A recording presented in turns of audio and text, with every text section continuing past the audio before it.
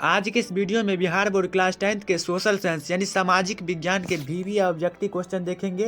यह set number 4 है। अगर इससे पहले आप सेट नंबर 1, 2, 3 नहीं देखे हैं तो इस वीडियो के नीचे डिस्क्रिप्शन में उसका लिंक दिया हुआ है, वहां से जाकर देख लीजिए। अगर आप यहां से सभी सेट को अगर अच्छा तरीका से पढ़ लेते हैं और कहीं से आपको पढ़ने की जरूरत नहीं होगी सोशल साइंस का ऑब्जेक्टिव में। तो चलिए पहला क्वेश्चन देखते हैं। पहला क्वेश्चन है, काउंट काबूर को विक्टर एमेनुअल ने किस पद पर नियुक्त किया? ऑप्शन नंबर ए है सेनापति, ऑप्शन नंबर बी है फ्रांस में मजदूर, ऑप्शन नंबर सी है प्रधानमंत्री और ऑप्शन नंबर सी है गृहस्थ। तो इसका जो सही आंसर हो जाएगा ऑप्शन नंबर सी यानी प्रधानमंत्री। काउंट काबूर जो था विक्टर एमेनुअल को प्रधानमंत्री पद पर नियुक्त किए थे। चलिए अगला प्रश्न को देखते हैं। 2 नंबर प्रश्न है, बिस्मार्क क्या था? ऑप्शन नंबर ए है कवि, ऑप्शन नंबर बी है नाटककार, ऑप्शन नंबर सी है संगीतज्ञ, ऑप्शन नंबर डी है कूटनीतिज्ञ। तो इसका जो सही आंसर हो जाएगा ऑप्शन नंबर डी, कूटनीतिज्ञ के रूप में बिस्मार्क थे कूटनीतिज्ञ। चलिए अगला प्रश्न को देखते हैं। 3 नंबर प्रश्न है, यह भी बहुत इंपॉर्टेंट प्रश्न है। बोल्शेविक क्रांति कब हुई थी? आपके एग्जाम में आ सकता है। ऑप्शन नंबर ए है फरवरी 1917 में, ऑप्शन नंबर बी है नवंबर 1917 में, ऑप्शन नंबर सी है अप्रैल 1917, ऑप्शन नंबर डी है जनवरी 1905। तो इसका सही आंसर हो जाएगा ऑप्शन नंबर बी यानी नवंबर 1917। यहाँ पर आपको जितने भी प्रश्न दिया गया A to Z आपको सभी प्रश्न VV प्रश्न है, यहाँ पे आपको सभी प्रश्न को देखना है। तो चलिए अगला क्वेश्चन को देखते हैं।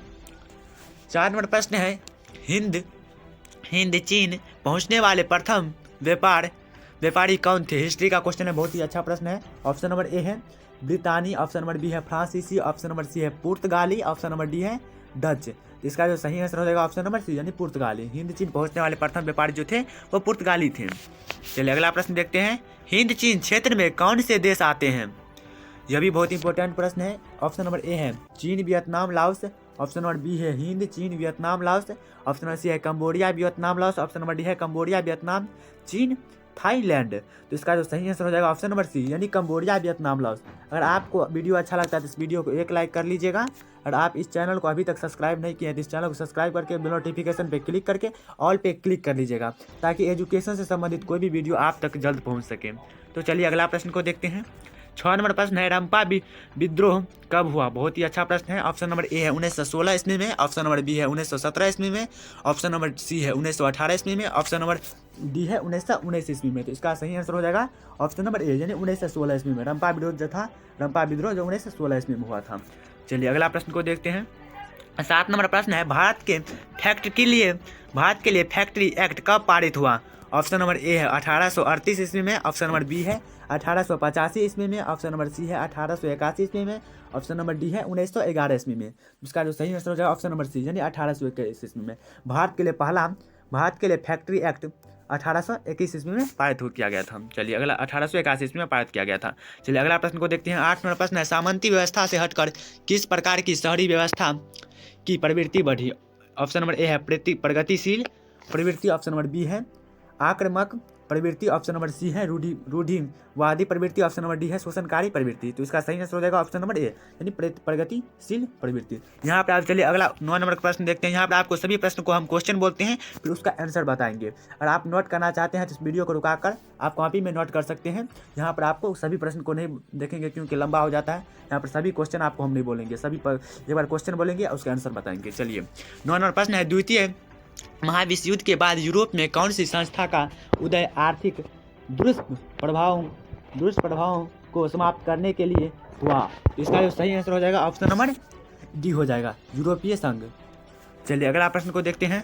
10 नंबर प्रश्न है, किसने कहा मुद्रण ईश्वर की दी हुई महानतम देन है, सबसे बड़ा तोहफा? यह कहे थे मार्टिन लूथर जी ने कहे थे। चलिए 11 नंबर प्रश्न देखते हैं। वन स्थिति रिपोर्ट के अनुसार भारत में वन का विस्तार है, तो इसका जो सही आंसर है भारत में वन का विस्तार जो है वह 20% भौगोलिक क्षेत्र में है। चलिए अगला प्रश्न को देखते हैं। 12 नंबर प्रश्न है, सौर ऊर्जा निम्नलिखित में से कौन सा संसाधन है? तो सौर ऊर्जा जो है यह हो जाएगा ऑप्शन नंबर डी यानी अचक्रीय संसाधन है। चलिए अगला प्रश्न को देखते हैं। 13वां प्रश्न है, समुद्री क्षेत्र में राजनीतिक सीमा के कितने किमी क्षेत्र तक राष्ट्रीय संपदा निहित है? तो यह जो इसका जो आंसर हो जाएगा ऑप्शन नंबर सी यानी 12.2 किमी तक। चलिए अगला प्रश्न को देखते हैं। 14 नंबर प्रश्न है, सोपानी कृषि किस राज्य में प्रचलित है? बहुत ही अच्छा प्रश्न है, ज्योग्राफी का प्रश्न है, जिसको भूगोल बोलते हैं। चलिए भूगोल कहते हैं। तो इसका जो सही आंसर होगा सोपानी कृषि जो है वह उत्तराखंड के राज्य में प्रचलित है। चलिए अगला प्रश्न को देखते हैं। 15 नंबर प्रश्न है, कौन लौह अयस्क का एक प्रकार है? तो लौह अयस्क का जो प्रकार है वह हो जाएगा आपका ऑप्शन नंबर बी यानी हेमाटाइट। चलिए अगला प्रश्न को देखते हैं। 16 नंबर प्रश्न है, बाजरा का सबसे बड़ा उत्पादक राज्य कौन है? बाजरा जो होता है उसका सबसे बड़ा उत्पादक राज्य कौन है, यानी कौन राज्य सबसे ज़्यादा बाजरा का उत्पाद करता है? तो इसका जो सही आंसर हो जाएगा ऑप्शन नंबर ए यानी राजस्थान बाजरा का सबसे ज़्यादा उत्पाद करता है। चलिए अगला प्रश्न देखते हैं। 17वां प्रश्न है, भारत विश्व में निम्नलिखित में किसका अग्रणी उत्पादक और निर्णायक है? तो इसका जो आंसर हो जाएगा ऑप्शन नंबर डी यानी चाय हो जाएगा। भारत जो है चाय का ज़्यादा उत्पाद करता है। चलिए अगला प्रश्न देखते हैं। 18वां प्रश्न है, भारत के किन शहरों में मेट्रो रेल सेवा उपलब्ध है? भारत का कौन सा ऐसा शहर है जहाँ पे मेट्रो रेल सेवा उपलब्ध है? तो यह जो शहर हो जाएगा ऑप्शन नंबर यानी कोलकाता एवं दिल्ली, यहाँ पे मेट्रो का सेवा उपलब्ध है। चलिए अगला प्रश्न को देखते हैं। 19 नंबर प्रश्न है, वन्य जीव बोर्ड की स्थापना कब हुई? ऑप्शन नंबर ए है 1950 में, ऑप्शन नंबर बी है 1952, ऑप्शन नंबर सी है 1954, ऑप्शन नंबर डी है 1951। यहाँ पे एक इसमें वाला था इसलिए मैं आंसर यहाँ पर क्वेश्चन भी बोल दिया, ऑप्शन भी बोल दिए हैं। तो चलिए इसका जो सही आंसर हो जाएगा ऑप्शन नंबर बी यानी 1952 ईस्वी में। चलिए अगला प्रश्न को देखते हैं। द्वितीय महायुद्ध के बाद यूरोप में किस संस्था का उदय आर्थिक दुष्प्रभावों को समाप्त करने के लिए हुआ? यहाँ पर 4 दिया गया, यहाँ पे मिसप्रिंट हो गया। यहाँ पर 21 नंबर, इससे पहले कौन सा प्रश्न हुआ था? 19 हुआ था, यहाँ पे 21 होता। चलिए 20 होता। इसका जो सही आंसर हो जाएगा ऑप्शन नंबर बी हो जाएगा नाटो। चलिए अगला प्रश्न को देखते हैं। 21 नंबर प्रश्न है, लोकतंत्र एक शासन व्यवस्था है। तो इसका जो लोकतंत्र जो एक शासन व्यवस्था है, इसका सही आंसर ऑप्शन नंबर डी उपयुक्त सभी। इसमें लोगों के द्वारा लोगों के लिए उपयुक्त सभी हो जाएगा। चलिए 22 नंबर प्रश्न देखता है, स्थानीय स्वशासन की राज्य के नीति निर्देशक सिद्धांतों से संबंध किस अनुच्छेद में चर्चा है? तो इसका जो आंसर हो जाएगा ऑप्शन नंबर सी अनुच्छेद 40 के तहत, अनुच्छेद 40। चलिए अगला प्रश्न देखते हैं। सोवियत संघ का विखंडन वर्ष है। सोवियत संघ का कौन सा ऐसा यहाँ पे विखंडन वर्ष है? ऑप्शन नंबर ए है 1988, ऑप्शन नंबर बी है 1990, ऑप्शन नंबर सी है 1989, ऑप्शन नंबर डी है 1987। तो इसका सही आंसर हो जाएगा ऑप्शन नंबर सी यानी 1989। चलिए अगला प्रश्न को देखते हैं। 22 नंबर प्रश्न है, दल बदल कानून निम्नलिखित में किस पर लागू हुआ? बहुत अच्छा प्रश्न है। तो यह जो था दल बदल कानून वह सांसदों एवं विधायकों पर लागू हुआ था। चलिए अगला प्रश्न को देखते हैं। 25 नंबर प्रश्न, राजनीतिक दलों की मान्यता और उसका चिन्ह किसके द्वारा से प्रदान किया जाता है? तो इसका जो हो जाएगा आंसर जो हो जाएगा ऑप्शन नंबर सी निर्वाचन आयोग के द्वारा किया जाता है। चलिए अगला प्रश्न को देखते हैं। 26 नंबर प्रश्न है, निम्नलिखित में से कौन सा कार्य राजनीतिक दल नहीं करता है? इनमें से कौन सा ऐसा कार्य है, ये 4 ऑप्शन में है, उसमें से जो राजनीतिक दल नहीं करता है, यह कौन सा कार्य नहीं करता है? तो अफसरों की बहाली संबंधी कार्य ये राजनीतिक दल नहीं करता है। चलिए अगला प्रश्न को देखते हैं। 27वां प्रश्न है, भारतीय लोकतंत्र के प्रति लोगों की है। तो इसका जो सही आंसर हो जाएगा ऑप्शन नंबर ए यानी आस्था। एक प्रश्न को आपको याद करके रखना है कि ऐसा कौन सा ऑफिसर है जिससे प्रधानमंत्री भी नहीं हटा सकता? यह जो होता है चुनाव आयोग का चीफ होता है, जिससे प्रधानमंत्री भी चाहे तो नहीं हटा सकता। ये ऐसा इसमें पूछेगा नहीं, पर यह जीके का क्वेश्चन है, इसलिए हम आपको बता दिए। चलिए 28वां प्रश्न देखते हैं। 28वां प्रश्न है, 15वीं लोकसभा चुनाव में कांग्रेस को प्राप्त सीटों की संख्या थी। बहुत अच्छा प्रश्न है। तो 15वीं लोकसभा चुनाव में कांग्रेस को जो सीटों की संख्या थी वह थी 203 थी। नहीं सॉरी 202 हो जाएगा, यह नहीं होगा, 202 हो जाएगा। चलिए अगला प्रश्न को देखते हैं। 29वां प्रश्न है, श्रीलंका में संघर्ष है। इसका सही आंसर ऑप्शन नंबर सी यानी लिट्टे एवं सरकार के बीच। चलिए अगला प्रश्न देते हैं। 30वां प्रश्न है, स्वतंत्रता पूर्व भारतीय अर्थव्यवस्था क्या थी? तो यह जो अर्थव्यवस्था थी यह थी कृषि प्रधान। चलिए अगला प्रश्न को देखते हैं। 31वां प्रश्न है, फूट डालो और राज करो की नीति अपनाई।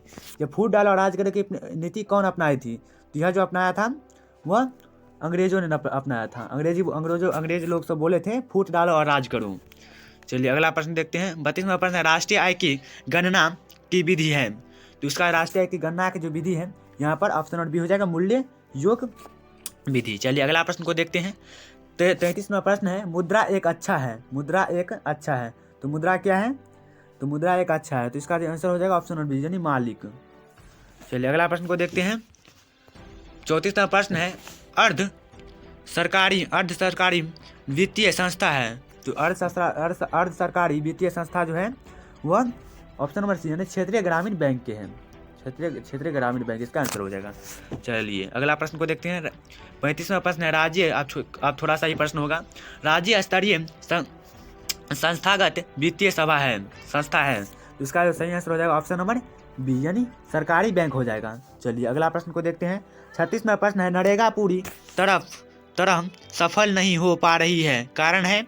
तो नरेगा जो था वो पूरी तरह सफल नहीं हो रहा है, इसका कारण क्या है? इसका जो कारण है वो हो जाएगा बिचौलिया के कारण। चलिए अगला प्रश्न को देखते हैं। अगला 37वां प्रश्न है, WTO का विस्तारित रूप है। तो WTO का फुल नाम क्या है? तो वर्ल्ड ट्रेड ऑर्गेनाइजेशन। चलिए अगला प्रश्न को देखते हैं। 48वां प्रश्न है, उपभोक्ता को जानकारी लेना चाहिए किस वस्तु की जानकारी लेना चाहिए? उपयुक्त तीनों वस्तु के गुण का भी लेना चाहिए, मात्रा का भी लेना चाहिए, निर्माण सामग्री का भी लेना चाहिए, उपयुक्त तीनों का लेना चाहिए। चलिए अगला प्रश्न को देखते हैं। 39वां प्रश्न है, भूकंप रोधी इमारत का नक्शा कैसा होना चाहिए? इसका जो नक्शा होना चाहिए ऑप्शन नंबर सी साधारण तथा आयताकार होना चाहिए, ताकि भूकंप पे ज़्यादा क्षति न पहुँचे। चलिए अगला प्रश्न देखते हैं। 40वां प्रश्न है, 23 दिसंबर 1972 ईस्वी को किस मध्य अमेरिकी देश में एक के बाद एक कई भूकंप आए थे? तो यह बहुत अच्छा प्रश्न है। यह जो थे जो ऑप्शन नंबर बी यानी निकारागुआ का। बस आज की इस वीडियो में आपको हम 40 प्रश्न दिए हैं। 40 प्रश्न जो दिए हैं वो बहुत ही VVI मोस्ट प्रश्न है। यहाँ पर अगर आप सभी सेट अगर यहाँ से अगर पढ़ लेते हैं तो कहीं और पढ़ने की जरूरत नहीं होगी। तो अगर आपको वीडियो अच्छा लगा तो इस वीडियो को अभी तक लाइक नहीं किया तो इस वीडियो को लाइक कर लीजिए।